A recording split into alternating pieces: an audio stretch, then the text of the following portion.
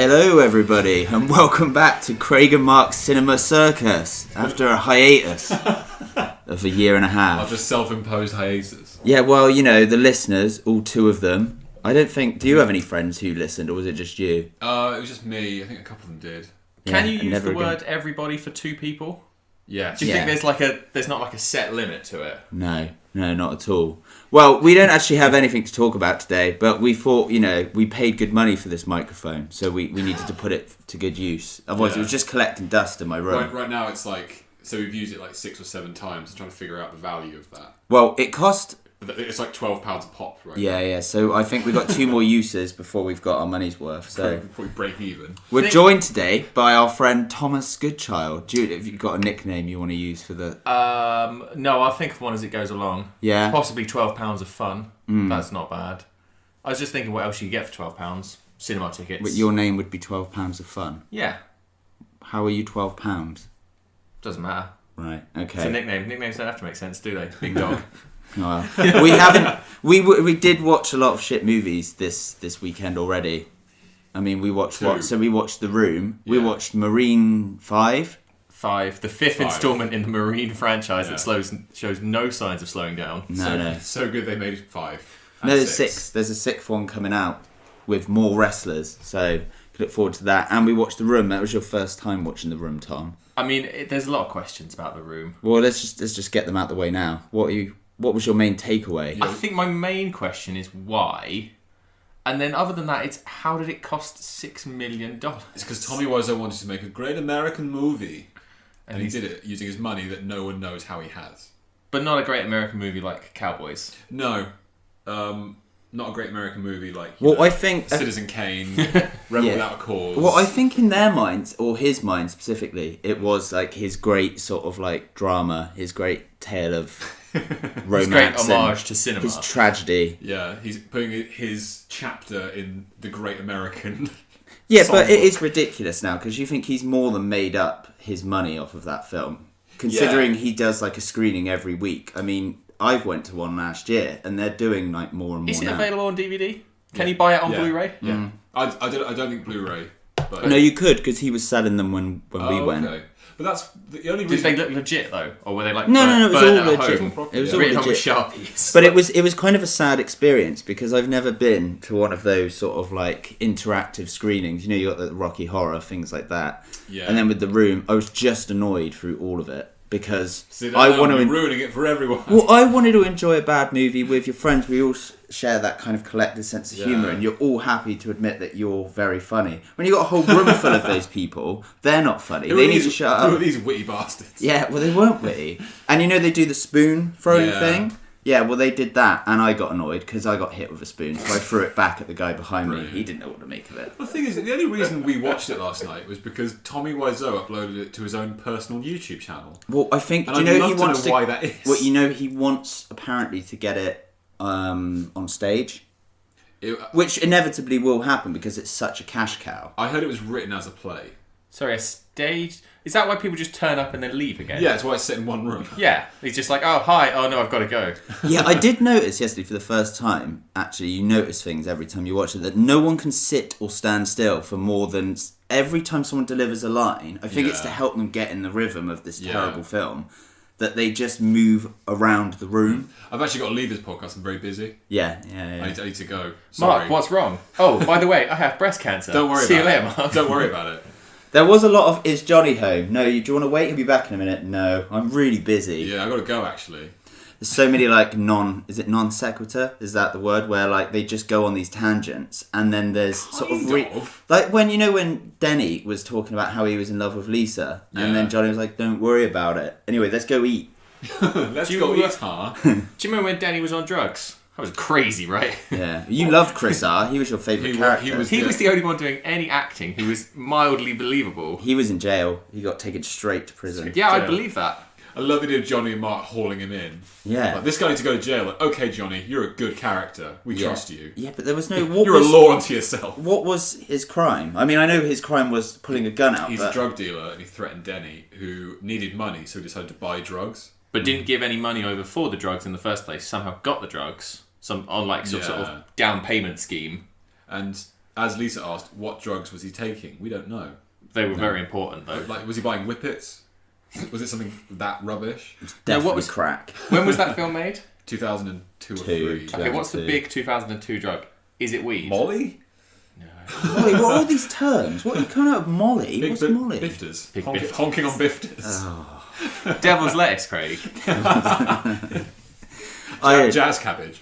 So, but I've never seen, like, in films, you know, when like, there's a drug deal gone wrong, it's always a bit more serious than weed. It's never like, you know, I was dealing poppers. Yeah. And then... I mean, when I meet my drug dealer, it's always on the roof of the building I live in. That seems like a good place to do it. yeah, well, a lot goes down on that roof. I mean, there's everybody, and everybody keeps turning up there.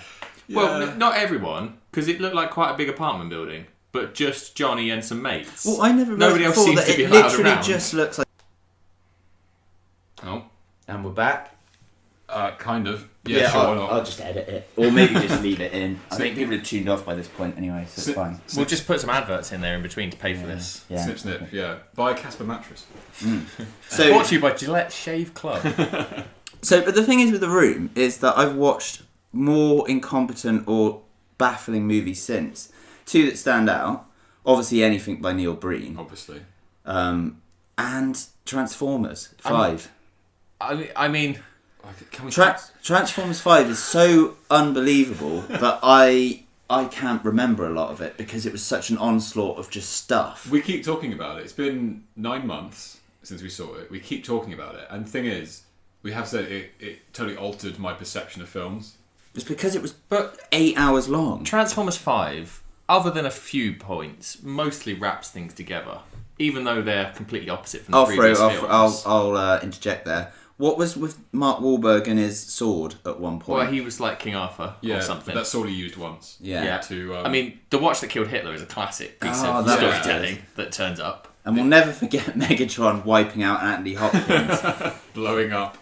Well, Famed actor. He was the coolest. He was the coolest. But that was probably the most... Cogsworth. But Cogsworth. at least nobody's mum turned up and announced they had breast cancer and then just sort of left. Yeah, that's true.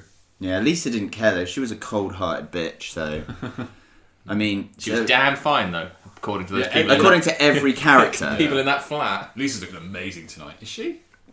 Yeah, I mean, nothing against Lisa, but I don't know why everybody there has such a sort of hard-on for her. It's ridiculous. Tom, what was your favourite sex scene in the first 25 minutes? I think it was the second Johnny Lisa sex scene. Okay, yeah. Because I was sort of used to it, and Johnny, he had all the big hits then.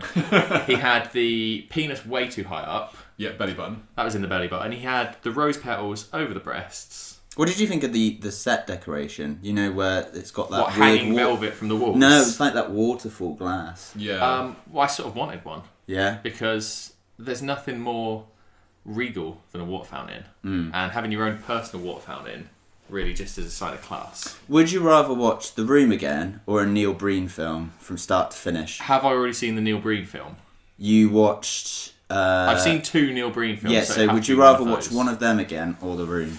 That is tough. I feel I understood what was happening in The Room. Yeah. Yeah, of course you did, because something was happening. I mean, but nothing happened, and it made no sense. But at least I sort of understood what the core concept was. Because Yeah. they're Whereas a both Neil Breen deluded film. in that they wrote and starred in the film, but at least Tommy Wiseau's character Johnny was just a guy who happened to be amazing, whereas in Neil Breen's films he's almost like this omnipotent sort of figure. Johnny isn't especially skilled. He's just he has money. He has great ideas at the bank. He has great ideas at the bank. And they implement them, but they They make didn't a give lot him his of money. promotion. Johnny is also incredibly jacked. He's not jacked. It's weird, he looks like he's riddled with tapeworm. Yeah, Yeah. but he looks like he needs a good glass of water. He looks like he's dehydrated the day before a muscle building Well, competition. he drinks Red Bull all the time. He doesn't drink alcohol, Yeah. I don't believe. I Just think so you it's can a lot of see- energy drinks. It's like you can see all of his muscles and his sinews. It's weird. It is I weird. would describe him as ripped but not jacked. Ripped. Yeah. Well, he works out. Yeah, like he's big. He's like really lean, but he's not that big. He's sort of wiry. I think Neil Breen carries himself like he's big and jacked. He's always wearing sleeveless tops, Keeps taking his shirt off. and takes his shirt See, off. I'd like to see Neil bulk up a bit. I think I'd find him more believable. I think he's at that age now where it's impossible. It's not No, I think he impossible. could just steroid it up. Yeah. Because he must be younger than Stallone. And he could just pump those steroids. I'm not sure how old Neil Breen is. I'd hazard a guess and put him mid-50s. I reckon he's only 40. I reckon he's just one of those people that looks weird. No. Because he looked really old in Double Down, and that came out in 2005. Well, you know he's not in on the joke, don't you? Because he's very sensitive about who screens his films. And I can't believe the amount of just insanity that's on show that he actually believes his films aren't good. You do wonder, don't you?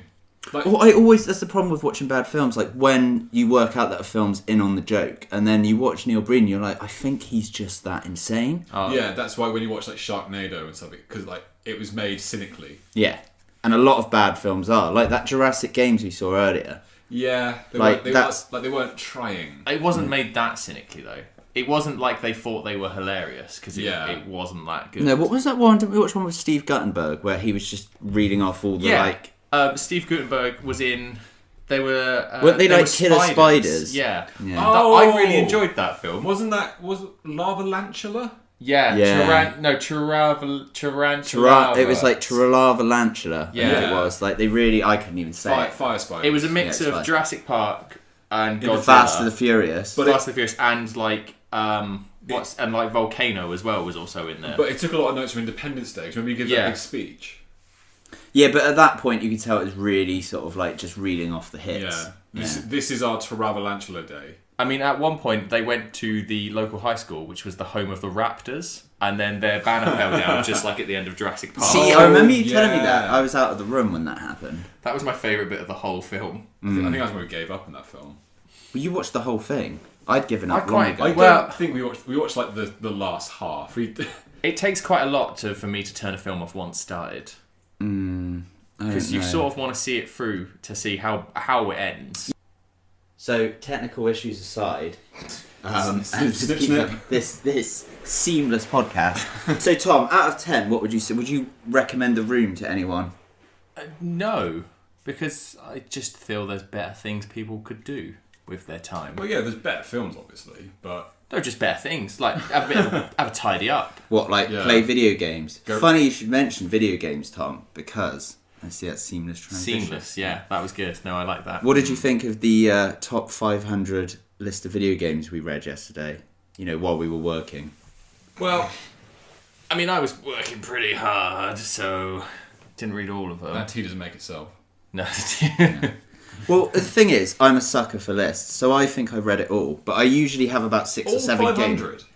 I skim read it. There's a load on there. Yeah. I read all the titles. Yeah, I didn't read the bits underneath. Well, I read the ones that I cared about. I mean, it was weird seeing like Pokemon Go at 250 and then like a really great sort of game like at like 450. So I wasn't sure what their criteria was. It got weird because a lot of the criteria for them was it the first game in a series that spawned a lot of other successful games. Also, number one was Tetris, which I don't know what you're celebrating there, whether it's how simple and clever and addictive it is, but I've never personally enjoyed Tetris. I like Tetris. No, Tetris was a game you got on like a preloaded Game Boy that wasn't as good as when you played Pokemon. Yeah, when you bought a Game Boy, it came with it. I don't know where he's gone. What? Brilliant. Get me one. See as you're going. And a bottle opener. Unbelievable. And yeah, like Call of Duty 1 was on there. And things like Final Fantasy 7 was on there, which is a given. Yeah, but that's a good game. But Call of Duty 1 was on there, and that's not a great game. But because it spawned the whole series, where was it in the list? High up, like top 100. Because it spawned the list. Like FIFA was on there, and I think it was down as FIFA 93 or something. I think like the first one ever. I think I saw this specified FIFA 12. Yeah, that was it. Yeah, which I honestly don't remember. Like they think it was some sort of game changer for having having people look more realistic than they did in the previous ones. Yeah. Which I would put FIFA as one of the most enjoyable games, or the most playtime games I've ever played. Yeah. Yeah, definitely. Is any specific one FIFA the best game or that good? Probably not. Because they're still quite infuriating. Yeah, but I mean, it'd be difficult to put like a list together when a lot of it's personal taste. Like, for instance, like a lot of my favourite games are just solely based on Nintendo, or games that I've just happened to have managed to put the time in. Well, you wouldn't have a favourite game that you never played. Well, no, but then you appreciate games like when you're like, well, my favourite game's never going to be a Gears of War game, and it may be great, but then I've never played it. I don't know about great. That was the first one I could read off the top of my head. No. See, Halo was in there. Halo is great. Yeah. But also, I think Halo 2 was in there. Well, Halo 2, because they said it was to do with the multiplayer sort of innovation. But then, does that make it great just because it had really good multiplayer? Like Yes, I think so. I don't know. Battlefield 1 is really, really enjoyable, but I wouldn't say it's a great game because it mostly relies on you playing online against other people. Yeah, but that's how that series started out. It never had a story. Well, I could be wrong, but it never had a story. No, that's it. But then start with, it was just an online war simulation game. But then you get way more playtime out of that game than you would say Gods of War. Yeah. Even though Gods of War probably, if you thought about them logically, were better game. Is a better game. Yeah, it is a better game. But it's weird though because I can play games that I go, well, that's a much better game than one of my favorites. So I played the latest Legend of Zelda because of course I did because I like that franchise and like they're my favourite. But because Mike gave you a console. Yeah, he did. Bless him. Shout out to Mike. Yeah. Well, no, but not listening to this podcast. Well, yeah. R.I.P. Mike. Yeah, but like Breath of the Wild, like it was amazing and it did so much. It changed the whole sort of, I don't know, like the way you play a Zelda game. Everything was different. Yeah, there was a jump button. Yeah, there was a jump button. But like you could go after a certain point, you can go and just try and finish the game right away. It would be pointless, and you'd have to cheat. Yeah. But you could do it. But it was like you could play it your own unique way. But then part of me sort of was like, oh, but I can't love this the way I loved a game that was by no means better made, but to me it meant more. I think it's sort of the GoldenEye thing where you look back now and you think GoldenEye is rubbish. What? You look at it now, try and play it now, it's unplayable. No, that's harsh though, because it's obviously unplayable. But but you've got a weird bias against N64 where you say all the games. No, I don't. It's the same with like PS1 games. No, if you just redid GoldenEye, it was the same gameplay but with better graphics. It would be great. I don't know. I think that because it controls differently as well. The control scheme's different, so it's a lot less. There's, you haven't got the Halo, which, I'm not the person to really be making this cool, but I imagine Halo changed the way you use the controls in first person, where this feels so much more static because now. the Xbox controller was built for men.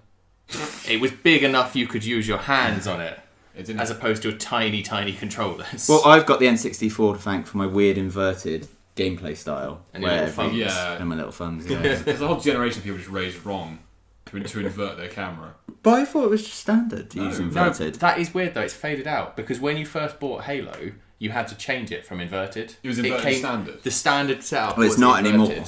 That's on Halo 1 on the original Xbox.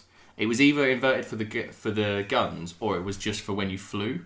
But one of the standard setups was inverted. Things for flying, it does make sense because it's like using a joystick. Yeah, but you're not using a joystick, so that confuses it more. You're using a thumbstick. Which is kind of like a little joystick. Yeah, but then it's weird because the N64 made, as far as I'm aware, was the one to sort of have the joystick on the console and make that the standard because the D-pad was in effect even on the old PS1. Nah, old Atari consoles had joysticks. Did they? Yeah. Well, that's because they were arcade I didn't realize you were that consoles, old though. that you had an Atari too. No. But they're arcade machines essentially, so that's why. No, but I get that. But in terms of having a games console, everything came with a D-pad. Everything was D-pad focused for even, like I said, PlayStation 1. And then I think they had the analog controls where they started to utilise them too. But then that's a change in games as well, because you don't need a joystick for a side scroller. Yeah. So before 95, you wouldn't really need one. Yeah, you can play Crash Bandicoot fine. Yeah. With just the thumb pad. Yeah. But, so what games were that weren't on the list that you think should have been on there? Because the thing is, I didn't look at the list that closely, and there's 500 of them. I'm sure any game I can think of is on there. Well, we'll see if we remember. But Horizon Zero Dawn wasn't on there. Oh, okay. Yeah, but I mean, so see, my housemate played that, and I was just like, oh, it just makes me want to play The Witcher. But of course, I played The Witcher and was like, this just looks. Well, this is the thing, right? God of War was on there, and The Witcher was on there. God of War, the new one? Yeah, and the original. Oh, okay. Yeah. And The Witcher 2 was on there, and possibly the new Witcher, I can't remember. It must have been. But Horizon wasn't, and I think that's only because it was a single standalone game. No, because they said it was certain games that had only been released. So this list came out in 2017, and they said it wasn't games that were released that year. So I imagine that's probably why. Yeah, but it seems like The Last of Us must be on there somewhere in that standalone. But it was really like so. Like Last of Us, sure I saw it. Last of Us seems to top most of like the top video game lists now. I'm but not on this, sure I it was saw it. only it was like 150. Yeah, it'll be on there somewhere. Was Tomb Raider on there? It should be higher, really. Yeah. Good. God, have you ever played the original Tomb Raider? Have you played it since or? Yes, when they re-released it on the Wii. Did they and did they update the graphics, make it HD or anything? They like that? updated the graphics a bit, but then they made it so you could use the Wii controller, and it was really, really hard. Yeah. See, I feel like with this discussion, like, because you're reading all these and you're like, well, I've never played this. And, I think you have to have a really good concept and sort of experience with all types of games to judge your top 500. But I mean, 500 is like, that's too many. well, they didn't have Legend of Zelda Twilight Princess, but that's a personal favourite for me. It tends to rank sort of low on the Zelda games, but only because I don't know. Like, I think it wasn't as innovative, but it's one of my favourites in terms. I don't know if you can get up the top 10 again. Well, I'm on 500 to 400 at the minute. Should I tell what the list is? Go to the top 10. No, do not read out the whole No. list. But the list is from Polygon.com, which I'm not sure how For all reputable your they Polygon are. needs. All your Polygon needs. That's good. It's good. Yeah, we should get you to do like the bumpers and stuff, Tom. I think. Yeah. So if you look for it, so they've got like Chronicles of Riddick: Escape from Butcher Bay. That's so, good. Yeah, so that was one of the rare sort of movie sort of. It wasn't a movie. Well, it wasn't a tie-in, but it was around the time Chronicles of Riddick came out, which was a terrible film. Well, you say it wasn't a tie-in, but it had Vin Diesel in it. Yeah. From and I think he produced it. Yeah, I think. because he's a video game fan. He's a massive nerd, so he actually got a bit hands-on with it. But if do you you're think listening, Vin, Mark, can we got to? Do you think like video games have become sort of more culturally acceptable, especially since the internet sort of brought so many people together? It's now because everyone plays them now. Old women play Candy Crush on their phone. It's bizarre, isn't it? Like that counts. By old women, I mean my mum plays Candy Crush and my aunt. Is she older than you? Yeah. There you go. Then. Old women. Then. Yeah. But I'm a young man, Tom. I'm a young fighting. A young machine. virile man. Yeah. See, I was great. There's a 472 Aladdin on the Genesis. You ever play that? No, See, I played The Lion King on the Super Nintendo. I did play Aladdin. My cousin had that console. Oh, it's great. It was and like I played the first level once or twice and really enjoyed it, but I was too young to have a console. Yeah. And then when I was old enough to actually have a console that you could play, it was a PlayStation. Was that the first one you had? I might have had a Game Boy before the PlayStation, but the PlayStation 1 is the first one. So did you ever play? I think this is the same. There was like you get those sort of upstart titles. What's the term, like where they're just kind of like really low budget games, and sometimes they actually catch on. And Do you mean like Kickstarters? Yeah, well, no, because like, so do you remember a game called Global Defense Force? No. And it was like where you'd fight. I think you'd fight like giant ants, and it was obviously really It was super Japanese and quirky. It wasn't even that. I think it was just It looked was. like it'd been made for like nothing, and it would actually turn out to be quite sort of fun and popular. Yeah, on multiplayer especially. Yeah, I mean it was chaos. I mean I was no good at it, and I'm good at all video games. So Yes, you're the best. yeah, Get the top 10 up, right? No. Just have a look. No, So no. 457 Plants vs Zombies. Yeah, that started. That's a long list. You can't just. Well, I'm just going to go through the highlights, Tom. And Plants vs Zombies, Yeah. that started out as a PC game, so that does count. Is it? I thought it started as a phone game. No, Yeah, I thought it was a phone game. It was like an iPad it title. moved to a phone game. It used to be just like a PC game. But I think that's fine because it is a game, as opposed to Pokemon Go isn't a game. Well, it is.